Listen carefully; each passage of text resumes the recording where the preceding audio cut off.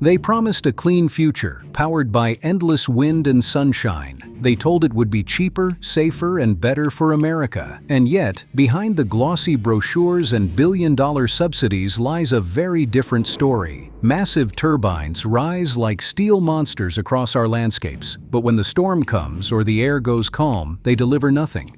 Families sit in the dark, while politicians keep calling it progress. The truth is hard to ignore. These machines are not the miracle we were sold. They raise energy bills, they kill wildlife, and they leave communities vulnerable every time the weather shifts. Germany tried to build its future on wind and sun. Today, it is burning coal again and paying the highest electricity prices in Europe. Texas faced deadly blackouts when the system collapsed under winter ice. And yet the green lobby still wants more, demanding billions from taxpayers for a dream that never works in reality. This is not about clean energy. This is about control, profit, and ideology. Ordinary Americans are left with the bill, while China builds the turbines and lobbyists cash the subsidies. The story you are about to hear is not the fairy tale of green power. It is the reality of a dangerous scam that puts our energy, our economy, and our freedom at risk. But before we start, here's a little question to entertain you. Which country produces the largest share of the world's wind turbines? A. United States. B. Germany. C. Denmark. D. China. Share your opinion in the comments and patiently watch this video till the end to find out the truth. The cost myth. For years, the public has been told that wind power is cheap. The numbers used by its supporters often look impressive, but they rarely show the full picture. The truth is that the real cost of wind is hidden in subsidies, reserve systems, and higher household bills. The wind itself is free, but turbines are not. Building, installing, and maintaining them costs billions.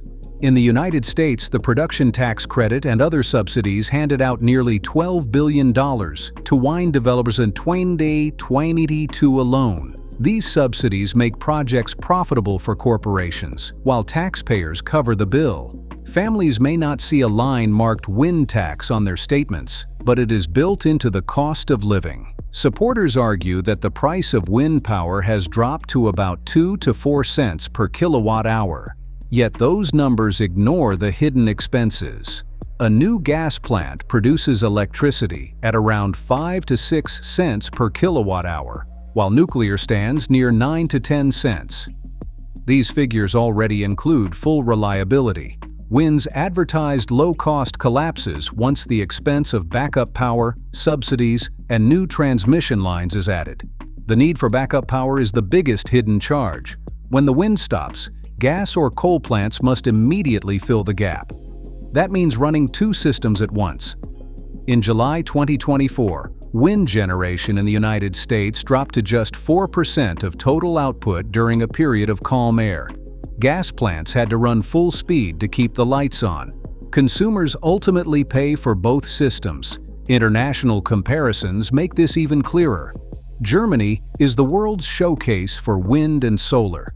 After its Energiewende program, the country shut down nuclear plants and poured money into turbines. The result has been some of the highest power prices in the developed world, now around 40 cents per kilowatt hour for households. In the United States, where gas and nuclear still provide stability, the average price is about 15 cents. German families pay nearly 3 times more, while their nation has returned to burning coal for backup. The cost myth hides a painful truth. Wind does not replace other power sources, it duplicates them. It cannot stand on its own without subsidies and reserves. The profits go to large corporations, banks, and investors, while ordinary Americans face rising bills.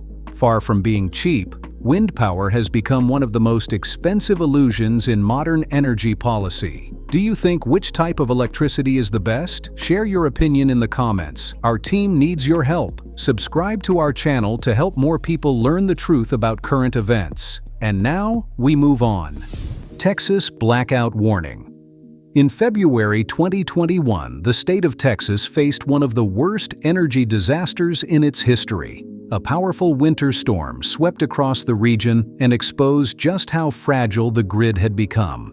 Millions of residents were left without power for days in freezing temperatures. More than 200 people died as homes turned cold and water systems failed. The official investigations later confirmed what many already suspected. The system that had been promoted as modern and flexible could not withstand real stress. Wind power was a central part of the problem. At the peak of the crisis, nearly half of the state's wind capacity was offline, as turbines froze in the ice. In total, about 16 gigawatts of renewable generation, mostly wind, stopped producing. Production collapsed exactly when demand surged to record highs.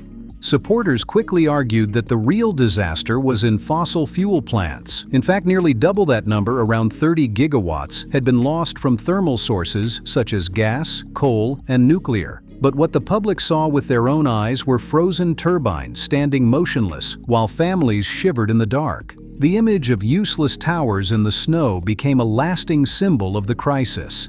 The numbers tell the story clearly. Before the storm, wind power supplied about 23% of Texas electricity. During the freeze, output from turbines fell by more than 50% within hours. Natural gas was forced to cover the gap, yet it too was struggling with frozen lines. The combined loss of wind and thermal power created cascading blackouts across the state. The so-called diversified grid revealed itself as a fragile house of cards, where the failure of one system pulled everything else down. The economic cost was staggering. Damages across Texas were estimated at over $130 billion, making the storm the most expensive natural disaster in state history. Insurance claims flooded in. Businesses closed, and basic supplies disappeared from stores. Ordinary Texans paid the ultimate price not only in money, but also in lives. The blackout showed that wind power could not be counted on when conditions turned extreme. Do you believe the United States should rely on wind power, or should the state invest in sources that can survive real emergencies? Share your opinion in the comments. Now please take a moment to hit that like button. It's a small action, but it helps YouTube's algorithm promote our videos to a wider audience. The green profiteers. When Americans are told that wind power is the future, they are rarely told who is actually making money from it. The public hears about clean skies and green jobs, but the real profits flow into the pockets of corporations, banks, and investors.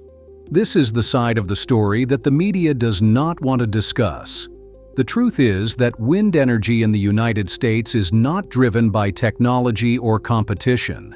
It is driven by subsidies, lobbyists, and guaranteed payouts funded by taxpayers. In 2022 alone, the Federal Production Tax Credit and Investment Tax Credit provided nearly $12 billion to developers of wind and solar projects.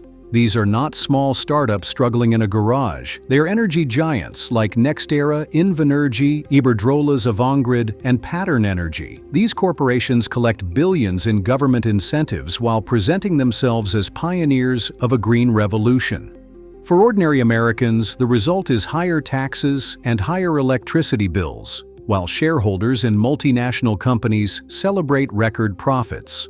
Wall Street has also found its gold mine in wind. Large investment houses such as BlackRock and Goldman Sachs pour billions into renewable projects because they know the government guarantees the returns. The projects are low risk for investors, but high cost for consumers. Every time a turbine is built, the structure of the deal ensures that taxpayers absorb the risk while private investors keep the rewards. It is a transfer of wealth disguised as environmental policy. Even tech billionaires benefit. Elon Musk built Tesla and SpaceX with the help of more than $5 billion in government subsidies over the years. With wind, the pattern is the same, but on a larger scale. Corporations claim they are saving the planet, but they are really securing endless streams of public money. Unlike a Tesla car in your driveway, families receive nothing tangible from these subsidies except rising costs. Lobbyists in Washington protect this system with relentless pressure. The American Clean Power Association spends millions each year to keep subsidies in place and to resist any challenge to their funding. Politicians respond to this lobbying because the green image sells, and few dare to oppose something framed as saving the earth. The cycle repeats. Tax dollars flow out, corporations get richer, and the public remains in the dark. This is why the media stays silent. Stories about frozen turbines may make headlines for a week, but deeper reporting on who profits from wind power almost never appears. The beneficiaries are simply too powerful. What is presented as an environmental mission is in reality a financial machine designed to funnel wealth upward. Do you believe Americans should keep paying billions so Wall Street and global corporations can get richer? Or is it time to demand an honest debate about who really profits from wind energy? Share your thoughts in the comments and tell us what you see behind the green curtain. Share this video on X and Facebook to help us grow. Every share counts. Calm days, zero power. Wind energy is often promoted as an endless source of power, but calm days prove otherwise. When the air is still, turbines deliver nothing, and grids turn to backup fuels. In July 2024, the United States saw a major example. Wind generation fell to just 4% of national output, the lowest in almost 3 years. Natural gas plants had to run at full speed to prevent rolling blackouts. The promise of reliable green power disappeared the moment the wind slowed. This problem is not unique to America. In early 2025, large parts of Europe were hit by a historic wind drought. Meteorologists recorded the weakest winds in more than 15 years across Belgium, the Netherlands, southern England, Italy, and Austria. Entire farms stood idle for days while demand remained strong. In Spain, which invested heavily in wind as a cornerstone of its power mix, production fell by nearly 40% compared to seasonal averages. To avoid shortages, operators had to import more electricity from France and Portugal, and restart gas plants that were supposed to be phased out. These calm periods show how vulnerable wind-dependent grids really are. Unlike a steady power plant, turbines rise and fall together across wide areas. It is not a matter of one unit breaking down, it is entire regions producing close to zero at the same time. This creates sudden gaps that must be filled instantly. Gas and coal stations are kept running on standby, burning fuel and raising costs. Consumers end up paying for two systems, one that looks green on paper and another that actually keeps the lights on. The seasonal nature of wind makes the problem worse. Data from the U.S. Energy Information Administration shows that wind output peaks in spring, then falls sharply in mid and late summer. Drops of 30% or more are common between high and low seasons.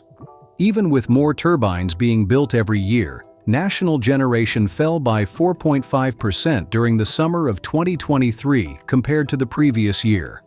The lesson is simple. Installing more capacity does not protect against calm air. Other countries have learned this the hard way. In the United Kingdom, calm weather in 2021 caused output from offshore turbines to fall by 2/3. Grid managers had to restart old gas plants and even use coal to avoid shortages. In Denmark, one of the most wind-dependent nations in the world, long lulls in 2022 forced the country to rely on imported electricity from Sweden and Norway. These cases prove that calm days are not rare events. They are predictable and dangerous weaknesses for any grid built on wind. Calm days reveal the truth about wind energy. Families are told that turbines will provide independence and stability, but in practice, they are left with soaring costs and fragile systems. Do you think the United States should expose itself to the same risks seen in Spain, Britain, and Denmark? Share your view in the comments and let us know what you think. China wins, America loses. Supporters of wind energy like to present it as a path to American strength and independence. The reality is the opposite. Every turbine standing in American fields ties the nation closer to China. The United States does not dominate the production of wind technology. China does. From steel towers and blades to the rare earth minerals inside the generators, Beijing holds the advantage. American families pay the bills, but Chinese factories take the profit. China produces more than 70% of the world's wind turbines and almost 90% of the rare earth magnets needed for the generators. These materials include neodymium, praseodymium, and dysprosium. They are mined, processed, and shipped by companies under Beijing's control. Without them, American wind farms cannot operate.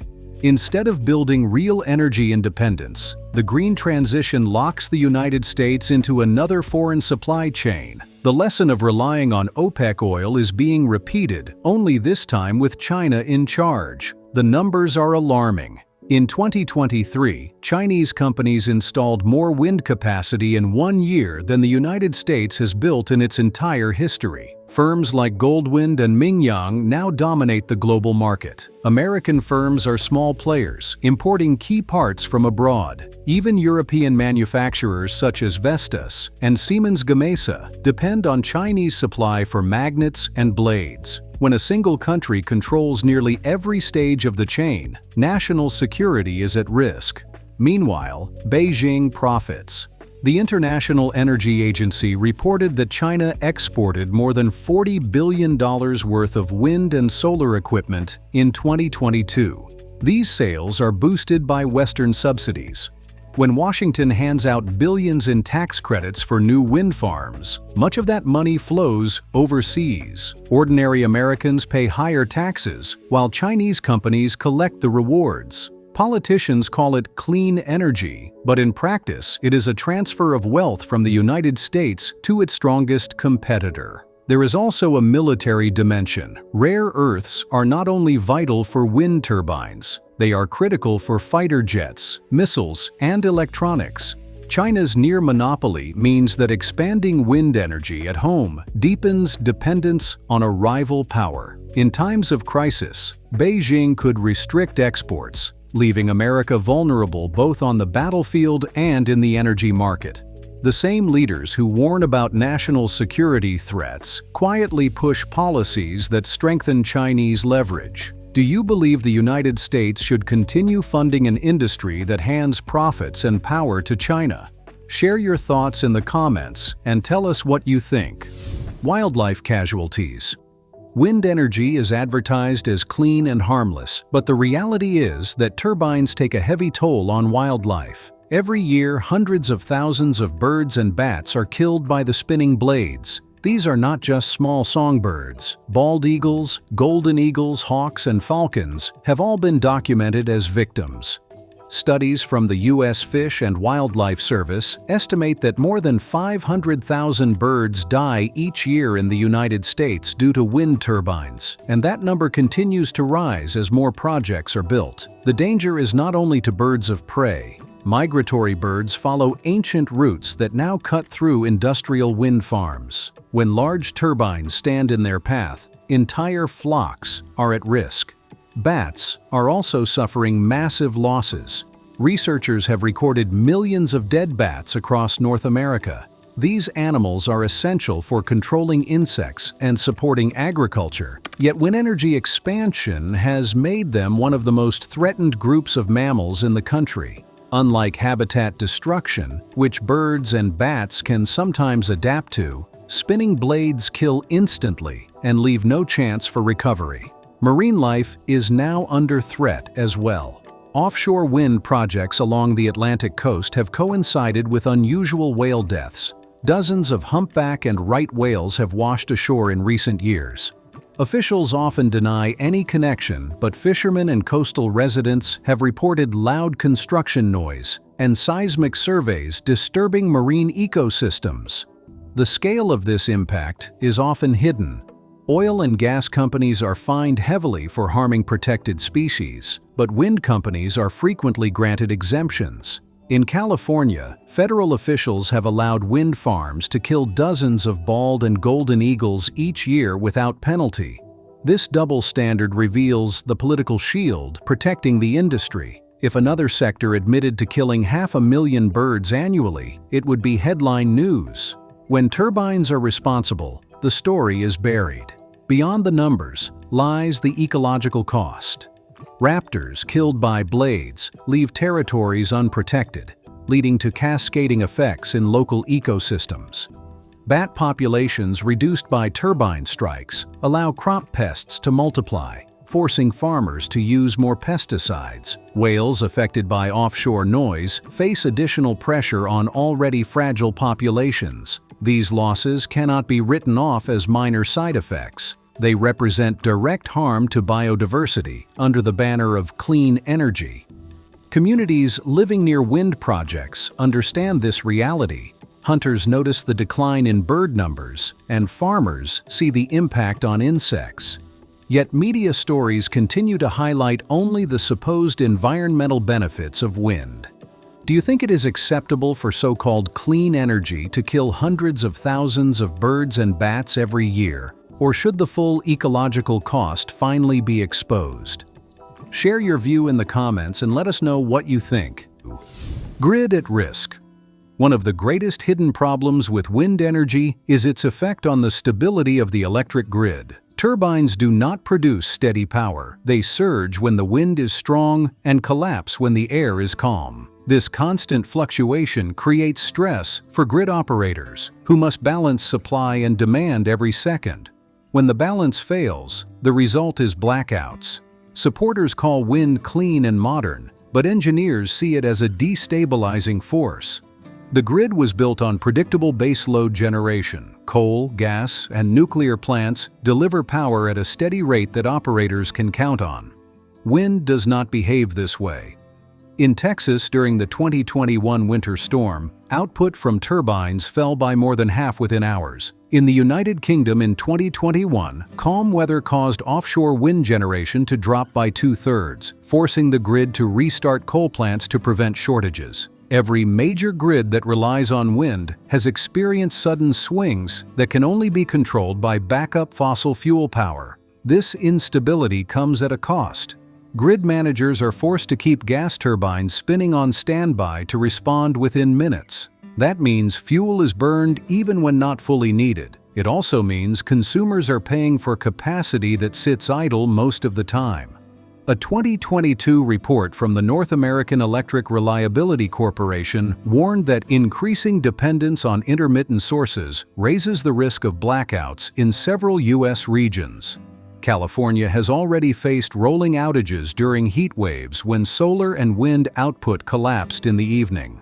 The lesson is clear. The more the grid depends on weather, the higher the chance of failure. Europe offers more evidence. In January 2021, a sudden drop in wind power in Germany and neighboring countries triggered emergency imports of electricity from Poland and France. Without these transfers, large areas would have faced outages.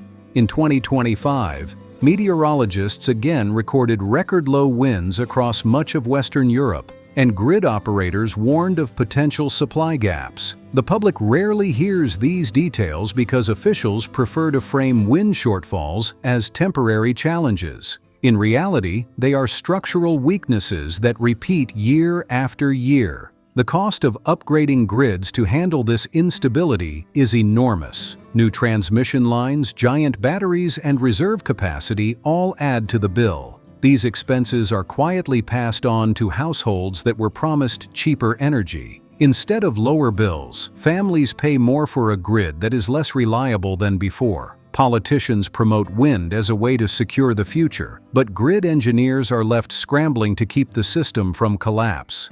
Do you believe the United States should continue to risk grid stability on wind power, or should the country rely on sources that provide dependable energy every hour of every day?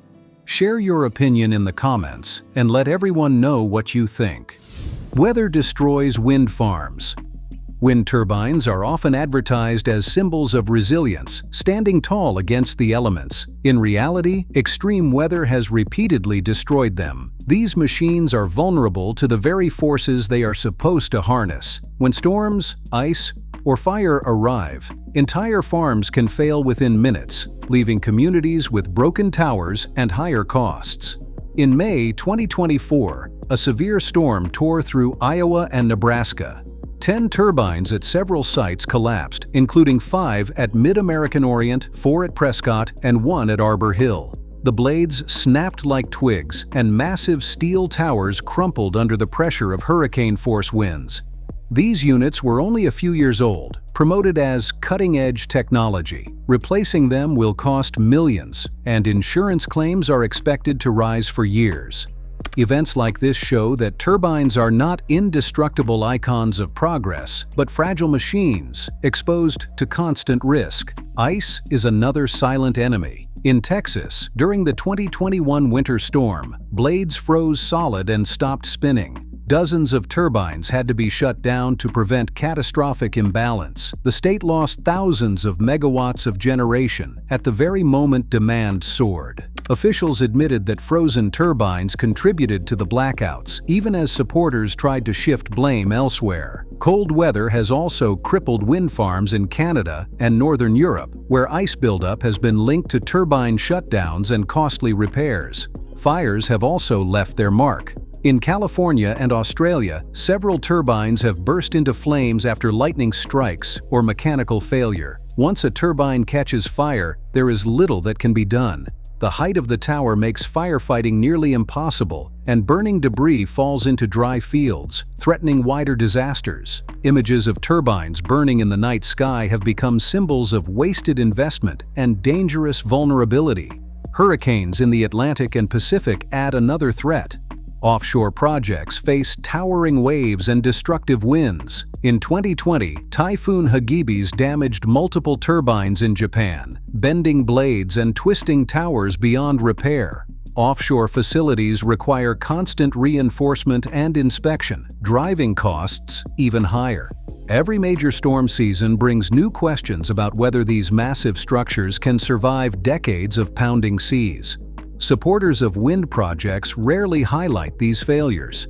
Yet each destroyed turbine represents millions in lost investment, paid for by consumers and taxpayers.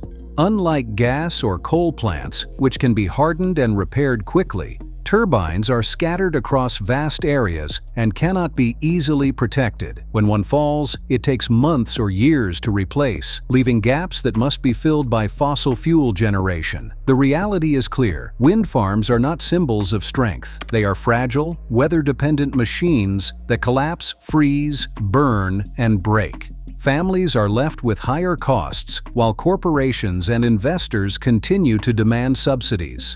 Extreme weather exposes the weakness of wind power more clearly than any political debate. Do you believe it makes sense to spend billions on machines that collapse in storms and freeze in winter? Or should nations invest in sources that can survive the elements and deliver power when it is needed most? Share your opinion in the comments and let others know where you stand.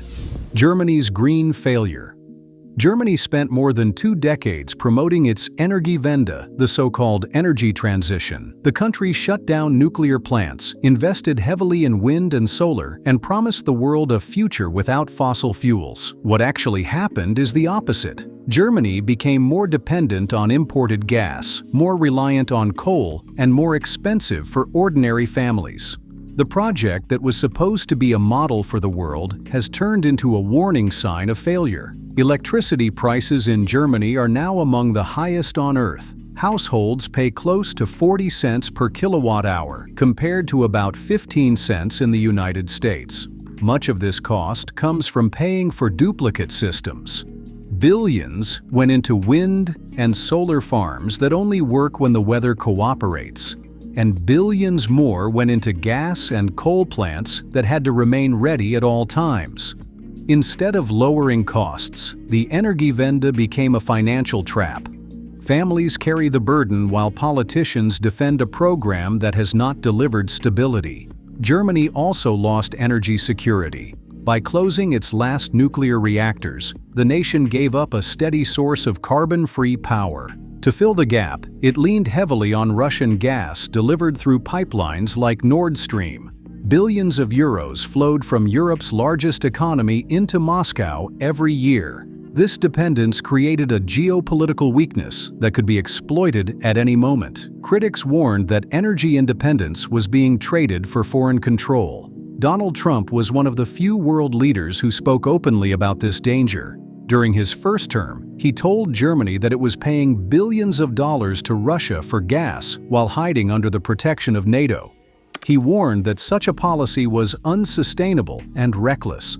At the time, German officials dismissed his words. Today, his warning looks like a prediction that came true. By building its strategy on unreliable wind power and foreign gas, Germany weakened both its economy and its security. The reliance on coal also returned. In 2022 and 2023, when gas imports were disrupted, Germany reopened coal plants that had been closed under climate policies. The country that claimed to lead the world in green energy turned back to the dirtiest fuel available.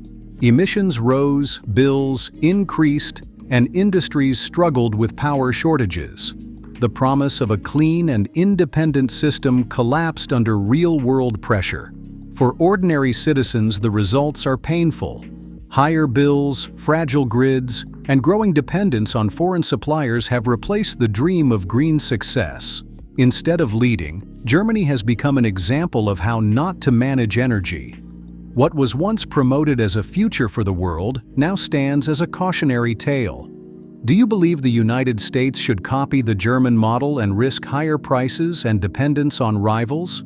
Or should leaders learn from this failure and choose energy that is reliable, affordable, and secure? Share your thoughts in the comments and tell us where you stand. Now it's time to find out the correct answer to the quiz. Which country produces the largest share of the world's wind turbines? A. United States, B. Germany, C. Denmark, D. China. The correct answer is D. China. Trump's alternative vision. The failures of wind energy have left families with higher bills, fragile grids, and growing dependence on foreign powers. What the public is rarely told is that there is an alternative vision, one that rejects the illusion of endless turbines and embraces reliable strength. Donald Trump has built his platform on this promise. He has been clear that the United States should not gamble its future on weather-dependent machines. Instead, the country should invest in energy sources that deliver power every hour of every day. Trump has consistently argued that the United States must use its vast reserves of natural gas, oil, and coal. These resources are not controlled by rivals abroad. They are available at home, they support American workers, and they can be scaled to meet demand. By producing energy domestically, the nation can reduce prices for families, protect jobs, and eliminate dependence on unstable supply chains. This is the opposite of the wind model, where subsidies flow to corporations and parts are shipped from Chinese factories. Nuclear power is also part of the solution. Trump has supported expanding advanced nuclear technology as a source of carbon-free baseload energy. Unlike turbines that stand idle during calm weather, nuclear plants run without interruption. They provide stability that grids require and security that families can trust. One of the strongest examples comes from France. Today, more than 70% of French electricity is generated by nuclear plants. French households pay around 20 cents per kilowatt-hour, far lower than the nearly 40 cents paid in Germany. France not only covers its own demand, but also exports power to neighbors who struggle with unstable wind supply. This model shows that nuclear energy can deliver low prices and independence without sacrificing reliability. Another priority in Trump's vision is reforming the subsidy system. Under his approach, taxpayer money should not enrich Wall Street investors or foreign corporations. Instead, public support should be directed toward projects that genuinely strengthen American energy security. That means pipelines, modernized grids, and technology that works regardless of weather. It also means ending what he calls the green scam, where billions are spent on machines that collapse in storms and freeze in winter. Trump's critics argue that the future must be renewable at any cost. His supporters reply that the future must be reliable above all else. The blackouts in Texas, the soaring bills in Germany, and the calm days in Spain and Britain all prove the point. A country that cannot keep its lights on cannot remain strong. Trump frames energy policy not as an environmental slogan, but as a foundation for national power. Cheap, stable, and domestic energy means independence, prosperity, and security.